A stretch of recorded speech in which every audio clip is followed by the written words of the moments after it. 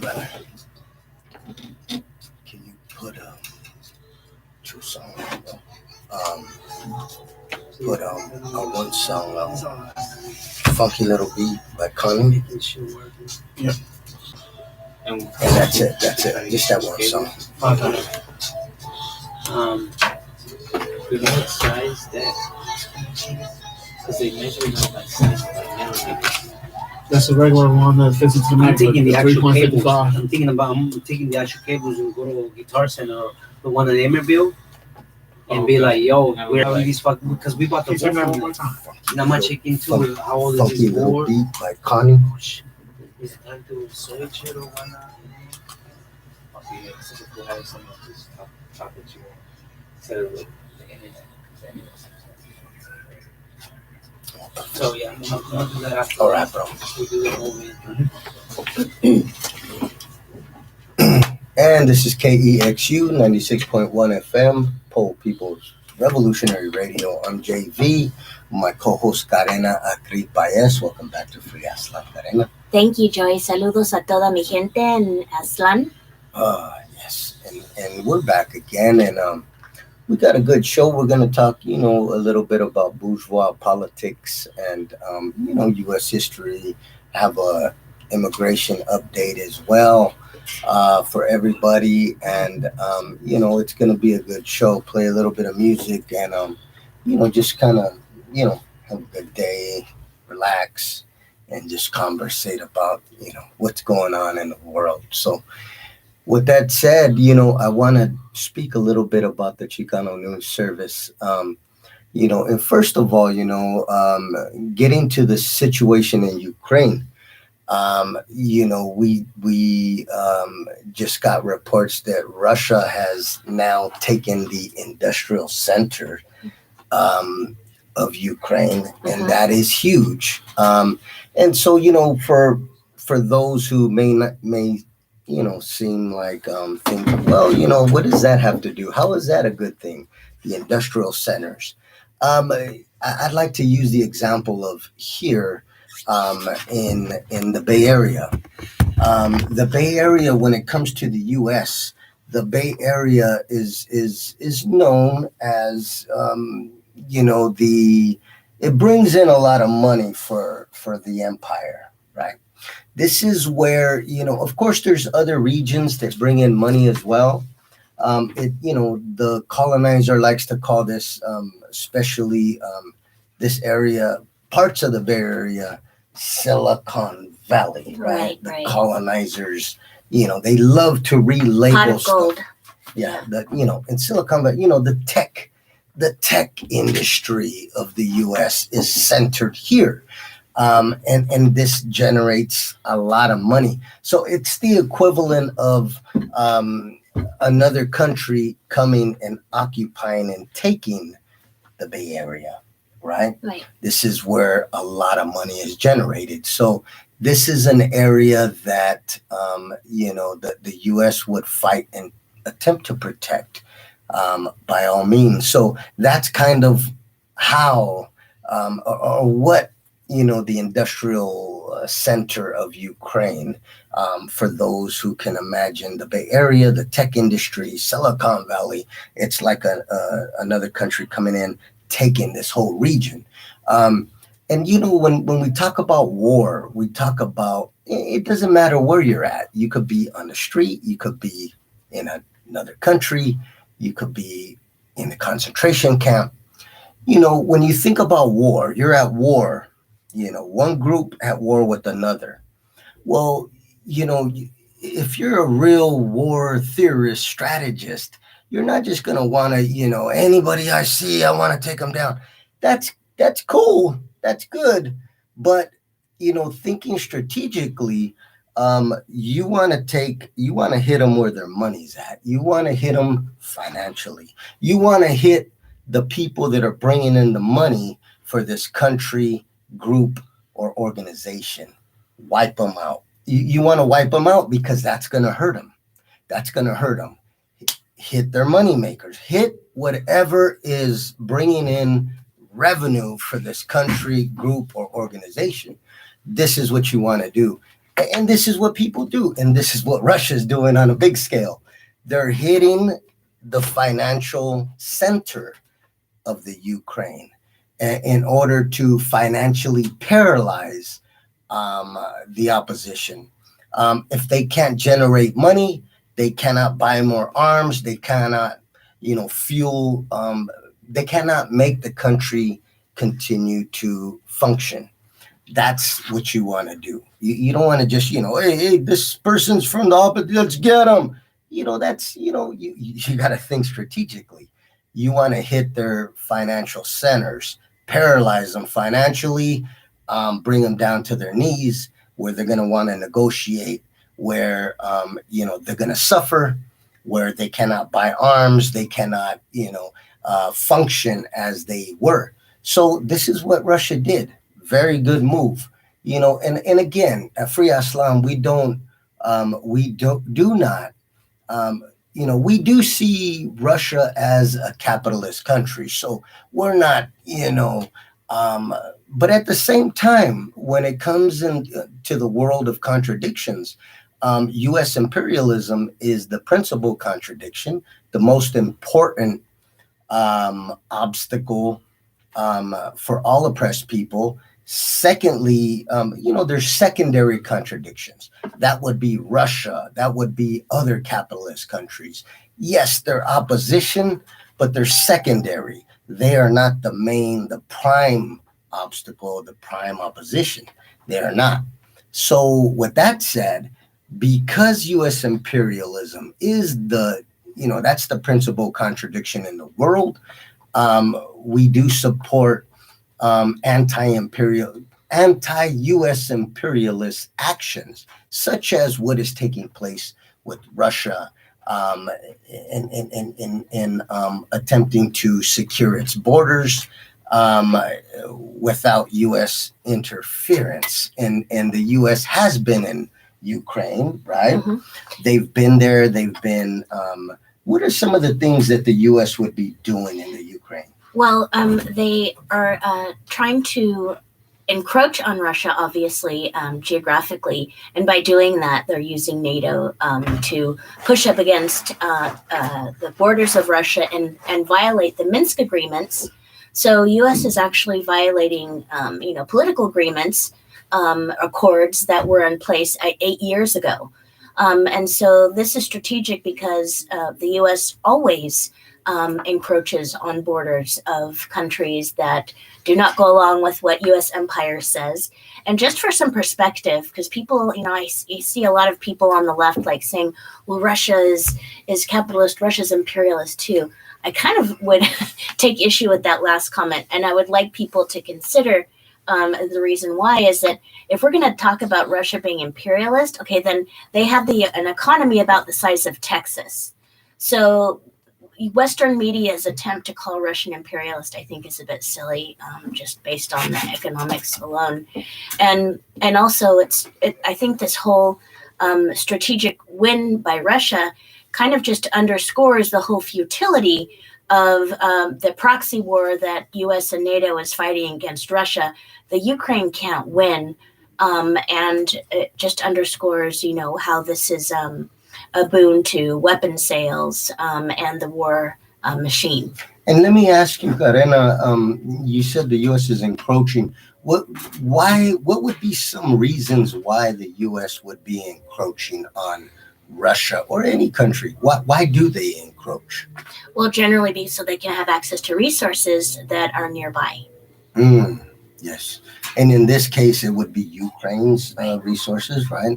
It's kind of like, let's put a puppet government in or support the puppet government that's in there. Right. And then the puppet government would then say, hey, if you guys support us, we'll let you bring your, McDonald's and your corporations into the country, right? Your mining companies and etc., right? And they work all those agreements out before this unfolds, right? And so this has actually been in play for way before the conflict. Yes, for about at least 8 years. And Certainly, an argument can be made before then, probably since post World War II, you could draw a straight line to what's happening now in terms of political ebb and flow. But I think that um, as this conflict goes on, we're going to see more and more record breaking amounts of weapons being sent by the United States. So I think in situations like this, I think we always have to think about who's winning, by the ongoing as long as the conflict continues. It's not the people of Ukraine. Right. No. It's weapons manufacturers. It's the war machine. It is NATO's desire to maintain economic hegemony, and on a broader scale, it's U.S. empire's intent to maintain hegemony all over the globe. And even without Ukraine, let's just talk about the U.S. agenda globally on an everyday, in an everyday scenario. There's 100 Ukraines going on right now behind the scenes, right? So the U.S. is in as many countries as it possibly can be in, right? As far as their ambassadors and their agents and their, making contacts and developing sources and people, assets in order to help empire in their agenda, right? And every country in the world that it can get in, the U.S. is developing plans for another Ukraine situation, right? This is what they do, right? They've been doing it for decades, right? Right, to destabilize, install and extract. Destabilize, install, and extract, and destabilize the country that may not be, or they'll probably, just let them know you're going to do business with us, or no, okay, then they're going to get overthrown, kind of like Gaddafi, right?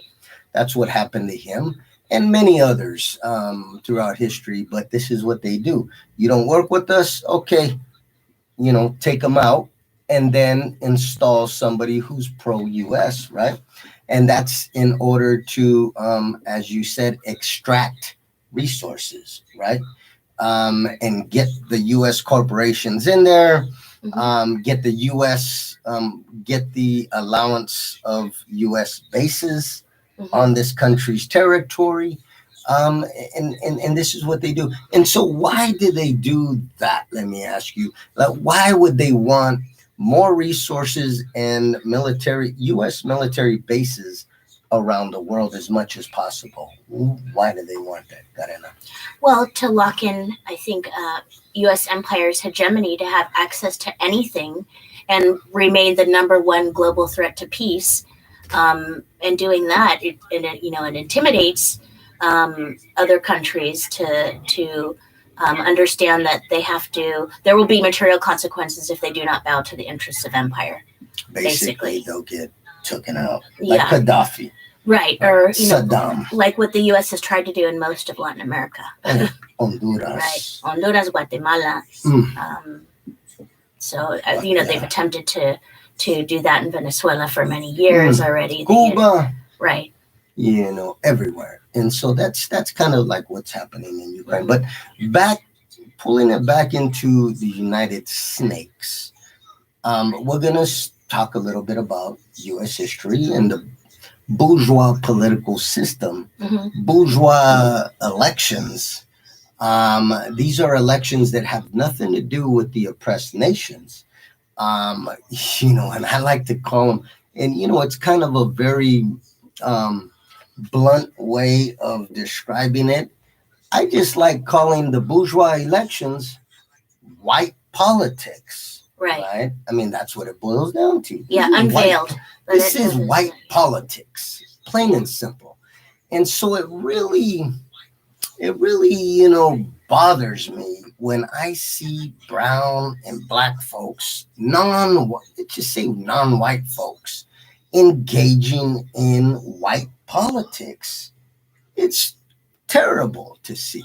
It's terrible to see, but it happens, and, the oppressed really, have hopes and dreams, and they wish, it could be better.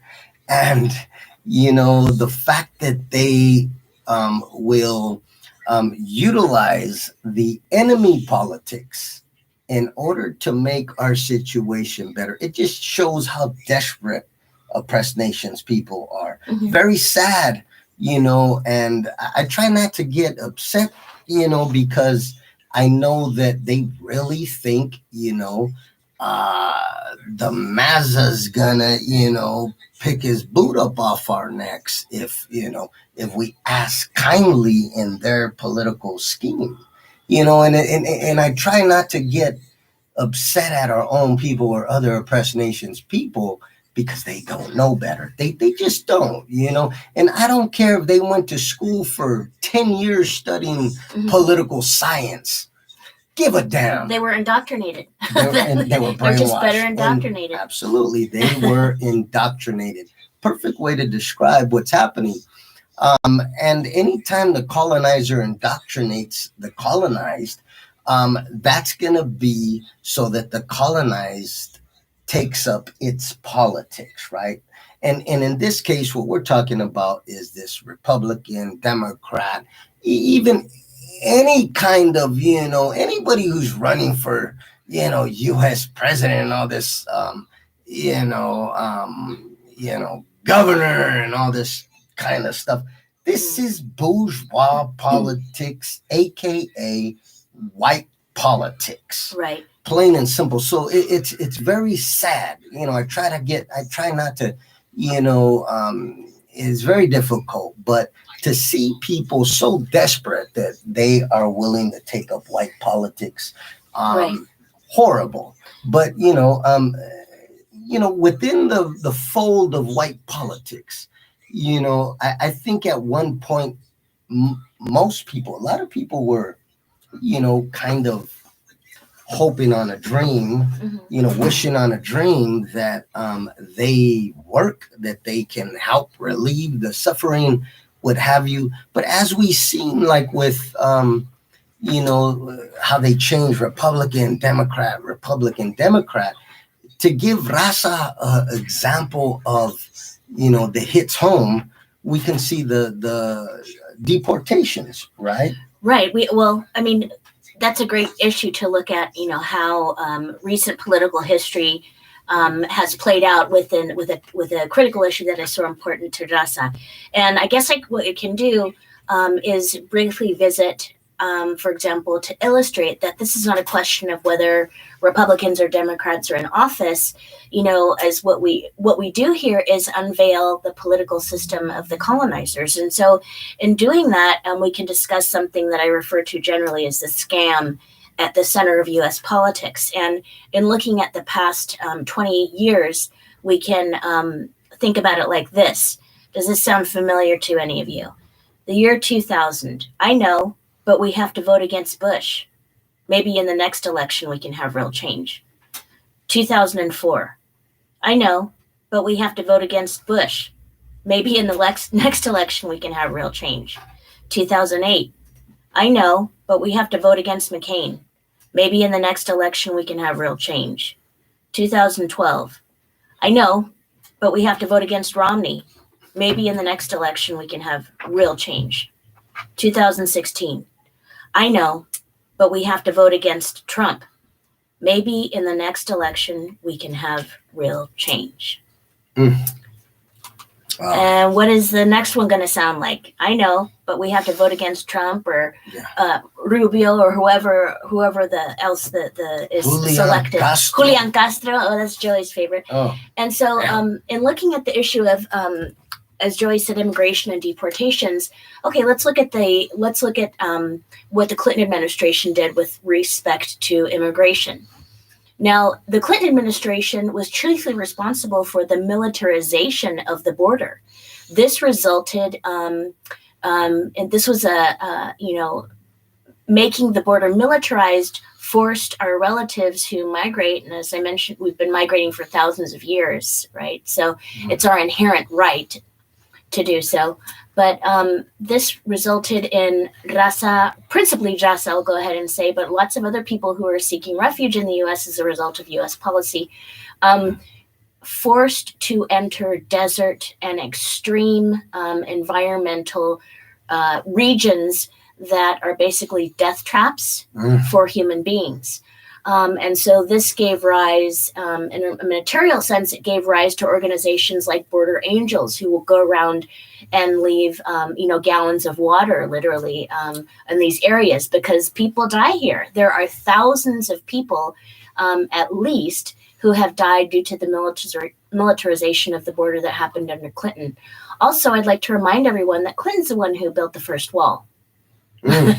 Wasn't Trump? Yeah, it was Clinton. Clinton's the one that built the first wall, right? Wow. So then you have the next administration under Barack Obama and Joe Biden. And this is the administration that prepared to build the largest deportation machine this country has ever seen and hand it over to Donald Trump after a few years. So I'll share a quote from a guy named Thomas Homan, who was Obama's ICE chief. And this is from a speech at the Center of Immigration Studies that he gave on June 21st, 2019. He said, "The kids are being housed in the same facility built under the Obama administration. If you want to call them cages, call them cages. But if the left wants to call them cages and the Democrats want to call them cages, then they have to accept the fact that they were built and funded in fiscal year 2015. So here we have Obama's ICE chief admitting that that financing and plans were secured during the Obama administration for the hashtag Kids in Cages that was popularly used, ironically, by the Democrats to fuel, this kabuki theater game that we see where it's a Republican versus Democrat. So they use that to manipulate the emotions of American voters. Especially Raza. And especially Raza. So both Biden and Trump supported kids and adults in cages, as a closer examination of the Obama and Biden administration atrocities clearly reveals. And so it was never a question of lesser evil voting. In fact, Obama and Biden were the chief architects of Trump's anti-immigrant and mass incarceration of migrants and asylum seekers. So what the Democrats, as we see with Biden, when they're in office, they quiet down on the issue of kids in cages. Everybody's gone to sleep again. The left has gone to sleep again on this issue, as they did while Obama and Biden were building this mass deportation machine. Here are a few key facts that all Raza should be aware of when understanding what happened during the Obama and Biden administration. 3 million deportations occurred under Obama and Biden, setting a record for all U.S. administrations. They also grew the ICE agency by 3,600%. So what started as a relatively small agency under George W. Bush grew by, as I mentioned, 3,600% under Obama-Biden.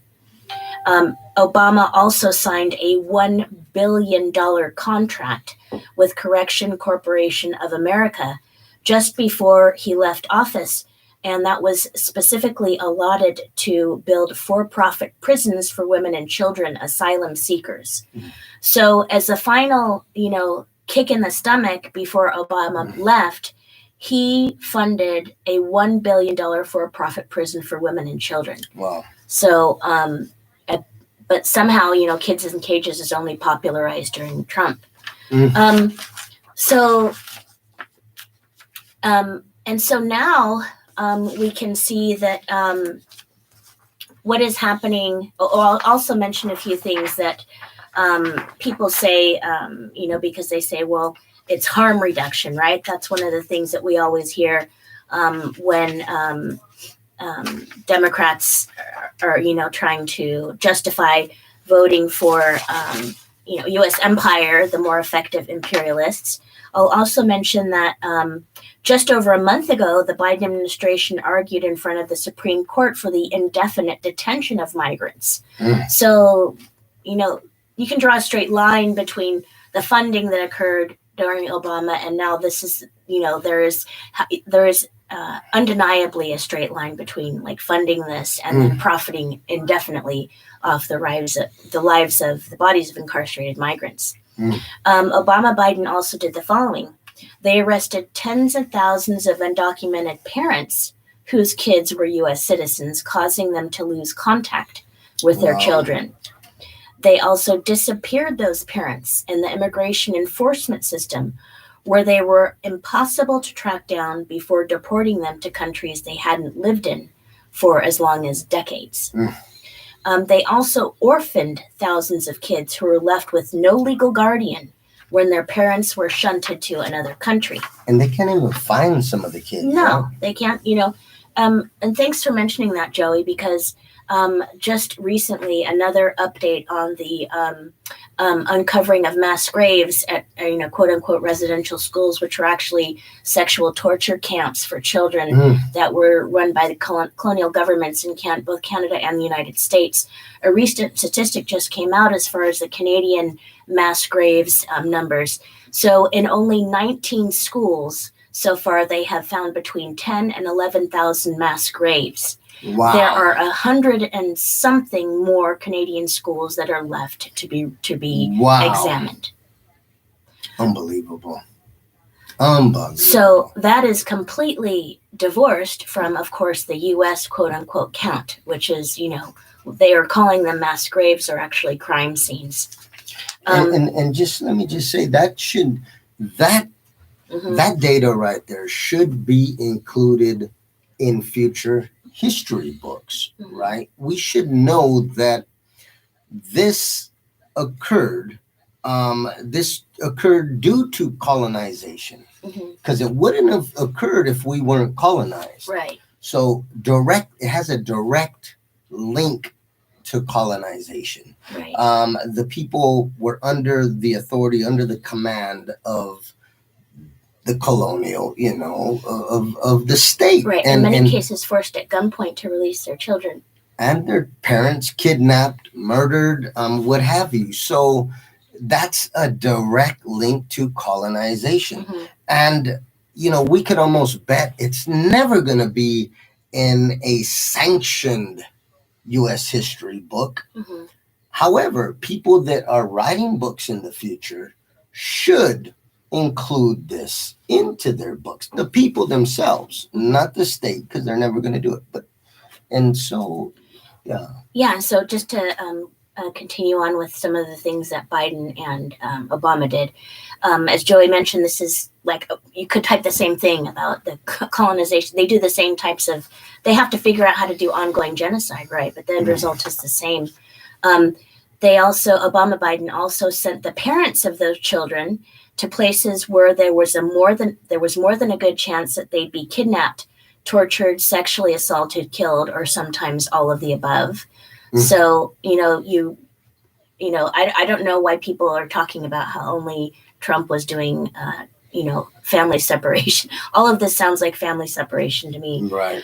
They also traumatized the kids that were left behind, and who these kids developed symptoms of PTSD, including stress-based health problems and night terrors. Some of the symptoms that the kids in cages also experience, as many doctors, try to understand, for children, they're unable to articulate what they are, what exactly is happening to them. So a lot of the children say things like, my heart hurts, they have recurring nightmares. They refuse to eat, sometimes because they say they're fed things like raw chicken, that's completely red when they open it. So the children eat something. Sometimes they only eat like popsicles, things like that. Wow. But it's a torture for them too, just as the residential schools in Canada and the U.S. were torture. And we know about sexual abuse happening, and sexual torture being one of the primary means of mistreatment at these centers. I mean, we haven't heard the stories yet of the children that are the kids in cages generation. They are not able to articulate what's happening to them. What will we hear in 10 or 20 years from those that survive and are able to articulate stories, I'm sure we will hear very similar things. And so, ICE, before Trump came into office, ICE had been waiting for 16 years for a tyrant. And then Obama and Biden made sure that they set Trump up to be able to do all the horrible policies that were just a continuance of what Obama and Biden had done. And so, as I mentioned, now that we have Joe Biden in office, like why would anyone think that he's going to not make use of that investment that had been made since he was vice president with Barack Obama? All of this was funded during their administration. It's horrible. And yet we still see raza, especially those, and it's a whole different, it's a whole different feeling when, it's one thing seeing raza in general, the Chicano masses partaking in bourgeois elections and bourgeois politics. But how about when we see so-called Chicano self-proclaimed revolutionaries partaking and holding up signs, colonizer in chief? Disgusting. Like that is a whole different, like when we see self-proclaimed revolutionaries, and those who talk about boots on the ground and all this stuff, and then they're supporting bourgeois elections, white politics, colonizer politics, and they want to call themselves revolutionaries. They want to, join groups and act like they're revolutionary, and yet they are lining up into the colonizers' politics. What are your thoughts on that, Karina? Well, we could talk a lot about what's happening today. For example, we have primaries in a lot of areas. Today was a big election day. And of course, there are billions. I would be safe in saying there are billions of dollars, of course, poured into state propaganda to try to tell people that they've got to get all excited about elections as if there was a way to vote your way out of fascism. And if there was, then you wouldn't be allowed to vote anyway.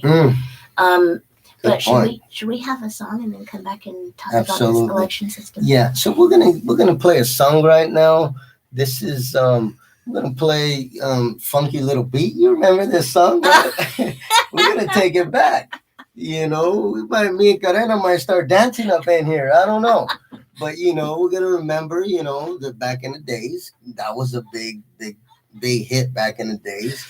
And so we're gonna take a short break. And then we'll be back in a minute. Funky Little Beat by Connie. That's right. You ready? Got your dancing shoes on? You ready? Let's do it.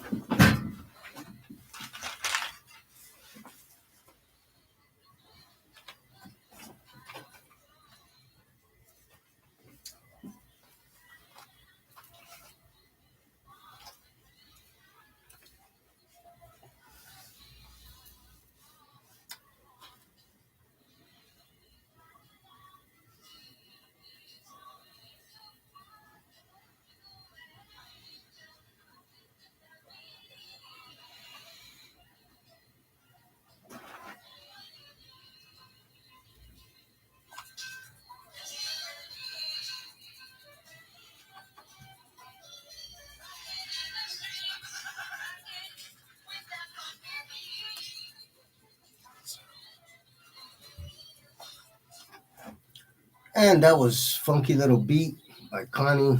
That was Karena's favorite No, song. that- No, I'm joking. But she did. She was a fan. That was a good song back in the day. But, we used to listen to whatever. But back to our conversation, bourgeois elections. And so we're going to talk a little bit about, Karena spoke about the presidency and, some of the things that have been happening on different presidents under their watch, right? How they handled things like migration, etc., ICE torture camps, etc.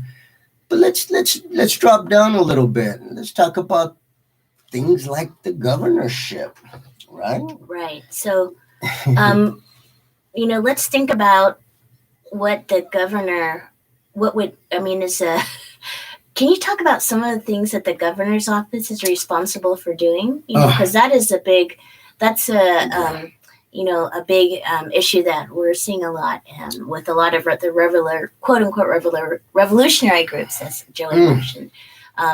Getting behind quote unquote revolutionary groups. They sound revolutionary. Yeah, they sound, but So here's the thing: governorship. What does a governor do?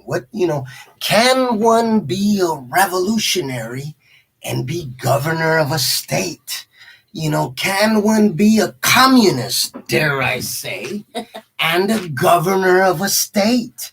Can one say that I'm a revolutionary nationalist and I'm a governor of a state? Or I'm guided by scientific socialism. Scientific socialism. And I'm voting in the colonizers', bourgeois elections. Is that possible? I would have to say a big no, right? If Mao was alive, he would have put him against the wall and knocked his noodle out. If Che Guevara was here, he would have took him to the castle and he would have lined him up with all the other running dogs and knocked his noodle out. Put his top ramen against the wall. And he definitely would have swiped that Che Guevara T-shirt that everybody likes to wear. Yeah. While they're going to the... while they're going to be governors? Voting for governor. Yeah. Boots on the ground. I'm here guarding the electional ballots. You're guarding the governor. You're guarding the plantation. Like, knock that off. So, no, you cannot. Let's be clear. You cannot be a revolutionary. You cannot be a communist, socialist, revolutionary nationalist, whatever you want to say, and be a governor of any state, right? What does the governors do? Well, I have a plan, some might say, I'm a revolutionary. I'm going to become governor and then I'm going to overturn all the centuries' laws that have been bestowed upon us. No, you are not. What a governor is going to do is the governor is going to fund police agencies, quote unquote, gang task force across the state. They are going to sign off on death warrants. Anybody who has a loved one on death row, has a childhood friend, who knows somebody who went to a protest to support, don't kill this man on death row. It's been proven he's innocent. All of these people, the governor's going to sign to execute this person, this, oppressed nation's person. More, majority of people on death row are brown and black people. So, he's going to be the chief killer in charge. What else does a governor do?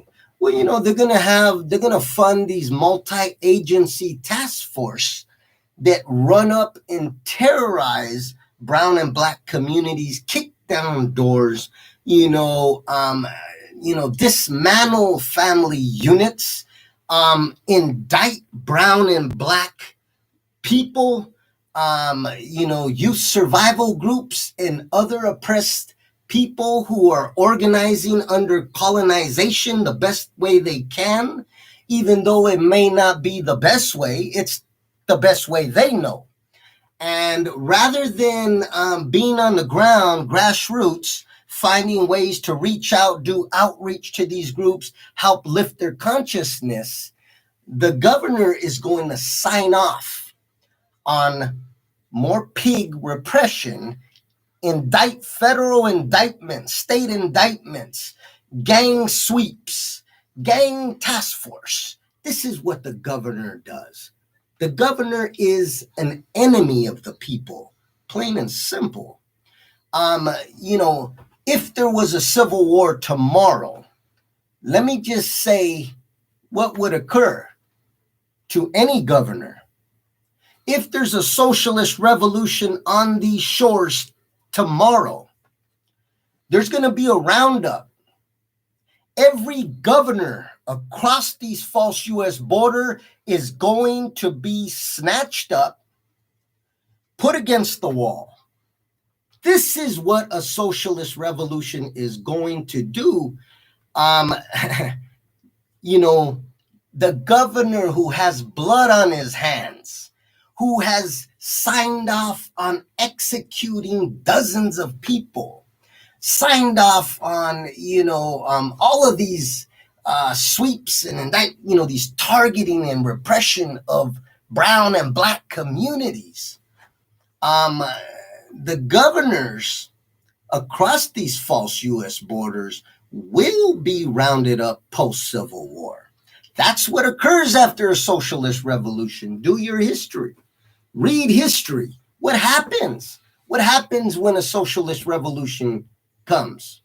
Well, those who work within government of the oppressor nation, the pigs, all of the above, roundups, and then they will be, people will go through their file, witnesses come forward, they will have hearings, witnesses will tell their story of what occurred to them, what occurred to their family member. My uncle was on death row, what have you. This governor right here sitting on the stand signed off, and he was given the gas chamber. Well, guess what? He's going to end up against the wall. That's what happens in a social. It's justice. The people get justice. All of the oppressors, all those who took charge, and and all their running dogs, the wall. So no, you cannot be a revolutionary and the governor of any of these colonizer occupier states in these false U.S. borders. No. And so when you come across somebody who claims to be a revolutionary, claims to be a communist, a socialist, a revolutionary nationalist practicing scientific socialism, and they're saying they're going to be a governor, you can pretty much see that they are selling you snake oil. They are bamboozling you, because there is no revolutionary who will uphold the colonizers' politics. And that's just not going to happen, and it's very sad to see these groups and people that don't know what the hell they're talking about, and they're putting scientific socialism around, and they're doing all this stuff, and they're being led by the blind leading the blind. Because if any leadership knew, that you can't be a revolutionary and run for, the colonizer in chief position, but you're leading all these people who follow you down the road of dead-end politics like bourgeois elections. White supremacy is never going to allow us to vote our way out of oppression, occupation. Hell no. So, these are compradores who their job, their role is to bring the oppressed under the fold of the oppressor nation. That's their job, and so it doesn't surprise me that, we have these Julian Castro types. I don't care where they're from, where they grew up. They could have grown up in the hood. We got pig agents who grow up in the hood too. That means nothing. And so when they, and they're trying to tap into the movement, it's very sad to see those within the movement who know better supporting this BS. Very sad. Heartbreaking. And, those of you who know Free Aztlan know, we have to speak the truth. Nobody, we have to speak the truth. Raza relies on us for the truth. And, I've had a lot of Raza tell me, you know what? I love what you say. I wish I could say it, but I can't for many different reasons. But I'm glad you say it because somebody has to say it. Or, you're saying exactly what I was thinking. I just can't say that. Right. And so it's very important that no matter how much it hurts us, no matter who, is partaking in this, even those who are the closest to us, we have to stand firm. We have to stand firm and speak the truth. And bourgeois elections, that is not revolutionary. It's not scientific socialism. It's not communism, socialism, revolutionary nationalism. It is slave mentality. It is, as I say, slavery's over. We can leave. Let's go to, California. No, I'm going to stay here on the plantation with Mazza. Mazza's a good Mazza. He helps me. That's what is going on. When you see these oppressed nations people, brown and black folks, running for colonizer in chief, that's what you think of. Slave mentality. And, it's very possible that the state is going to put one of these brown or black folks in the plantation house, in the state plantation house, because it would work.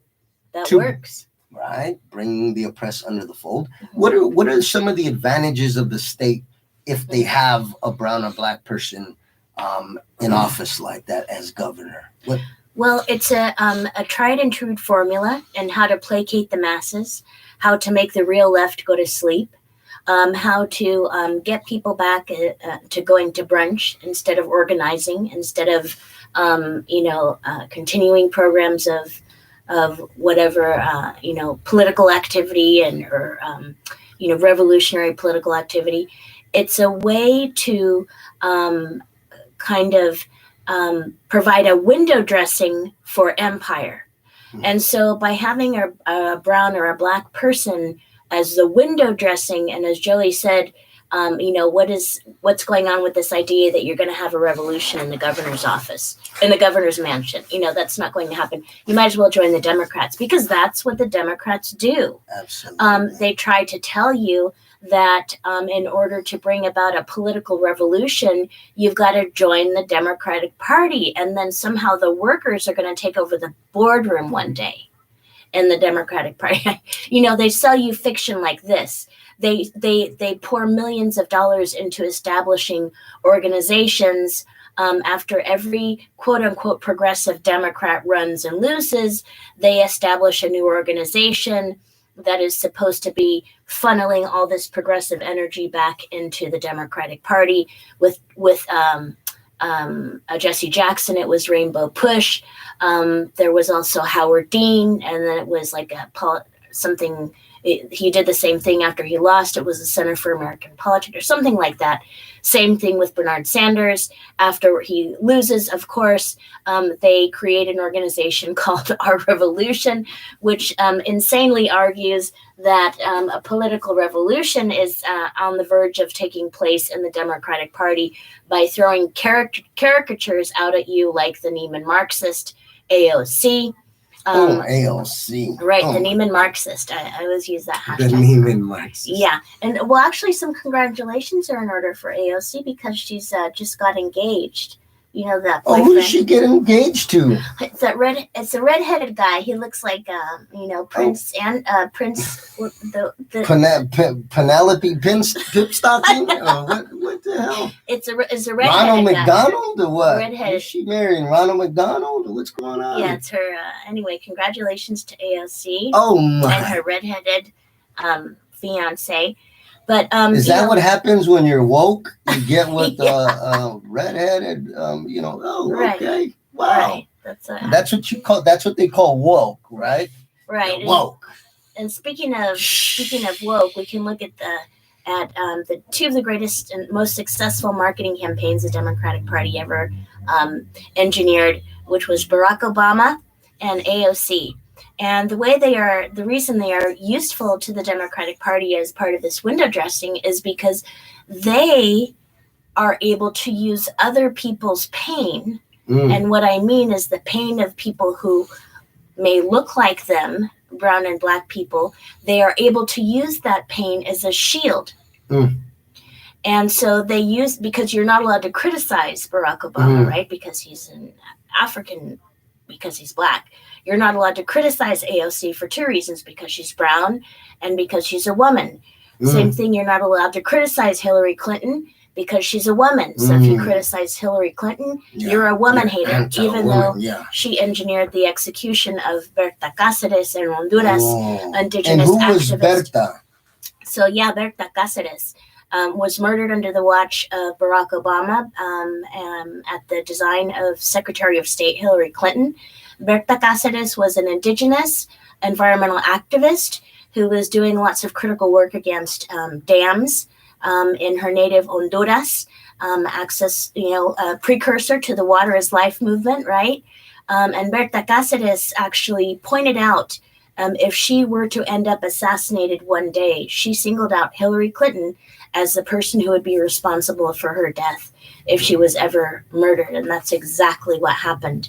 And we know what happened to the president of Honduras, too. He was forcefully removed. They showed up to his house at 3-something in the morning and just took him away in his pajamas. And the U.S. Implemented a puppet dictator in Honduras after that. And that's also directly linked to the reason that so many people had to migrate away. I would, so in talking about, woke politics, I would also like to kind of switch the perspective. So we're talking about more of like a materialist analysis, understanding history and economics and politics to develop our line of criticism of bourgeois elections. But I'd like to kind of switch the framework and share a quote with a woman who is from First Nations in quote unquote Canada. Canada, right? She talks about the reason why she doesn't participate in colonial elections. And so this kind of gives it an added twist, for those of our relatives who are always talking about, being indigenous and indigenous ideals and that type of thing. Like, think about, how do your indigenous ideals allow you to put some fuel behind bourgeois elections? This is what Andrea Landry says, and I think it's really poignant. She says, voting in Canada represents the justifying and agreeing with the unlawful and colonial perceptions of the treaty relationship. We have our own treaty of Guadalupe, for example, along with all the assimilation processes that we have and are continuing to take place today. Ultimately, it would be compromising what my ancestors had put their lives into and what they prayed about, specifically in relation to our treaty. The solution to our struggles as a result of colonialism are not in a vote every 4 years in a system that created these problems. The solutions are in the revival of our kinship systems, the protection of our children, the affirmation of who we have always been as Indigenous peoples. It is the reoccupation of our lands and governing system which worked for us generations prior to colonialism. And herein lies the crux of the principal contradiction that we always talk about here on Free Aztlan. The principal contradiction meaning that we have the inherent right to nationhood.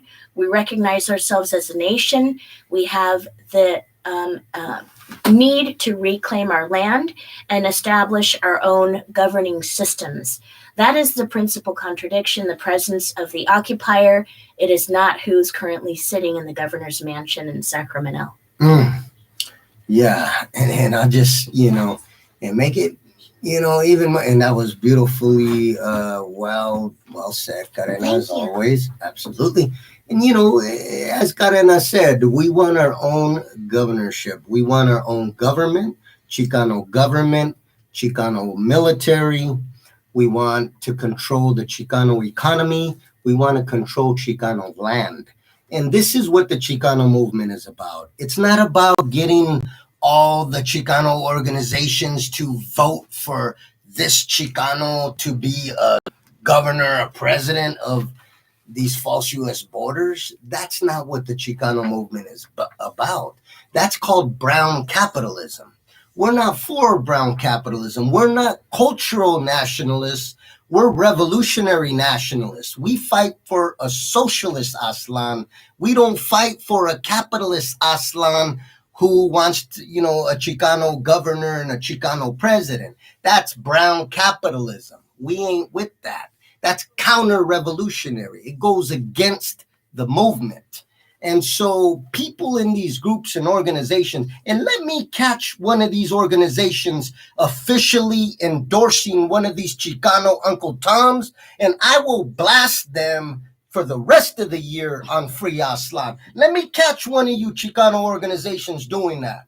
You're going to step down. You're going to close your mouth. You are not going to endorse one of these Chicano Uncle Toms. If you do, I will blast your organization for the next year on Free Aztlan. We ain't with that. Free Aztlan. Free Aztlan. Buenas noches, Raza. Buenas noches.